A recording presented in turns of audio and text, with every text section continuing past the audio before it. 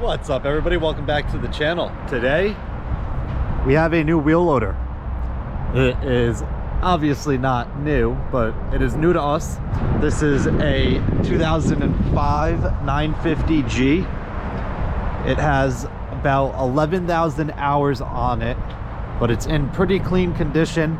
It has been fully serviced, and for what we're going to use it for, it's pretty much perfect. We also found it locally, so that saves you cost on transportation and having to go travel to look at it. This was pretty much down the road from us, so for us not to jump on it would have been kind of silly.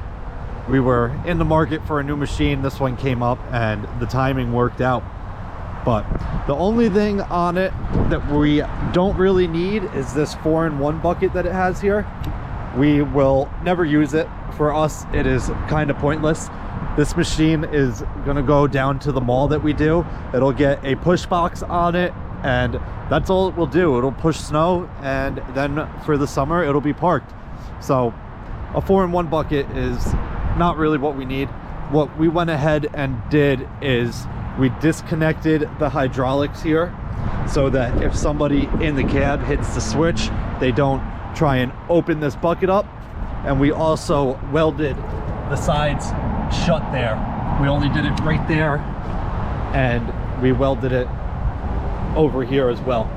So that way this bucket won't open up on us. That should hold. We're pretty sure it will. We might add some more weld in there and do that whole little channel on both sides, but we don't want to go across and weld the inside there, because if we ever do go to sell this bucket or swap it with another one, we'll be able to just grind these welds off, connect the hoses, and the bucket will pretty much be back to exactly how it was.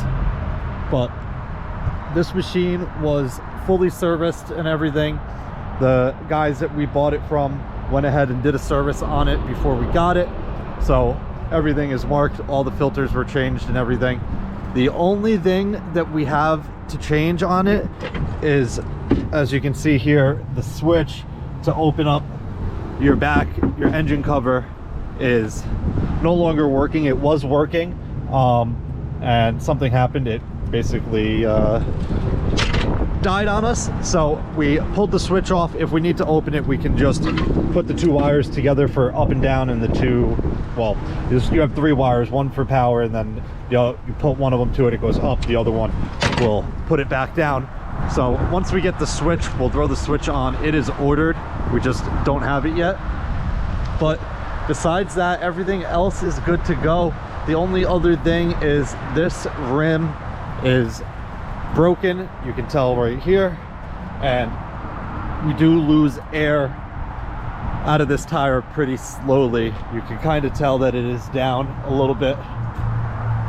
If you look at it from this angle, I don't know if the camera is picking it up, but yeah, besides that, it is pretty much perfect for us. The rot on the cab is not too bad. Sometimes you will get machines, you'll go look at them, and this whole piece here will be rotted out. You'll lift the floor mat, that'll all be rotted out. So this is not too bad. There is obviously a little bit of rust, but that is just kind of what happens with machines through the years. So if you find an older machine that has no rust, it was probably never used, and it probably has very, very, very low hours. But for our situation, we don't need something like that. I think that pretty much covers it. You know what, let me hop inside and show the inside of this real quick, and then we'll take it for a little drive. But you have your dash here, you have your AC controls up here, you have your hydraulic controls, but all machines are basically the same, just a little bit of differences. Like, for example, you have your parking brake here rather than an actual lever here. Your controls are up here. That stuff just changes throughout the years and the different models, but I mean, once you learn how to run one machine, you can pretty much run them all. Let me turn it on real quick.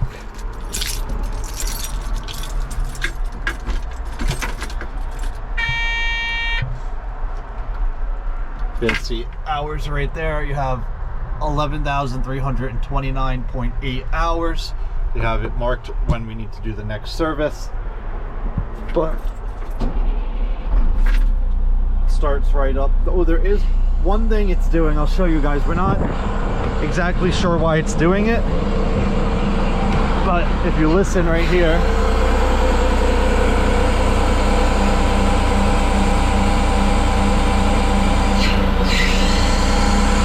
so that noise is non-stop. It is something with the hydraulic valve that it seems like it's releasing pressure and letting it flow through, but this is the only machine we have that's doing it, so we're gonna look into it. But everything works fine, and it's obviously not a crazy issue. But besides that, it is all good. So, like I said, these are your controls for your bucket. This is your up and down, your in and out, we'll dump it. And then this one would do the opening and closing of your bucket, but we have that disconnected. So that is pretty much it. I'm gonna drive it up to the parking lot here.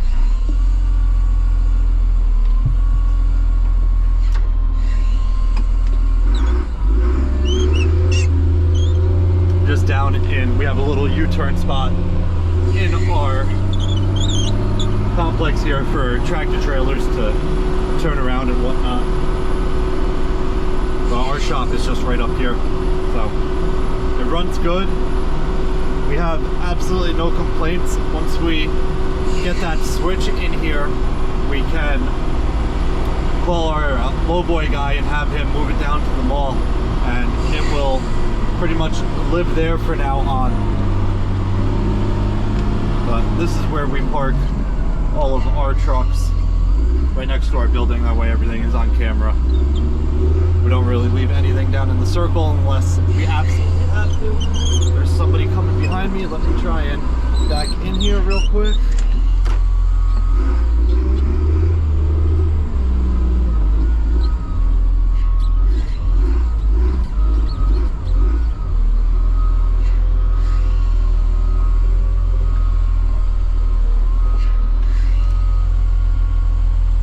Parking brake lock on.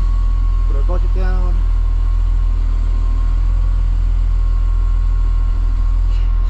And that's pretty much it. You can still hear that noise, so we'll have to try and figure out what is up with that. But that is pretty much it for this machine. It will go down to the mall and go to work there. Shut everything, lock it up. Come on. This is my first time driving this machine and doing any work on it, so I'm still kind of learning it. But like I said, all machines are basically the same. But if you guys have any questions about it, definitely leave a comment down below and I will get back to you as soon as I can. Either way, hope you guys enjoyed it. I'll see you guys next time. Peace.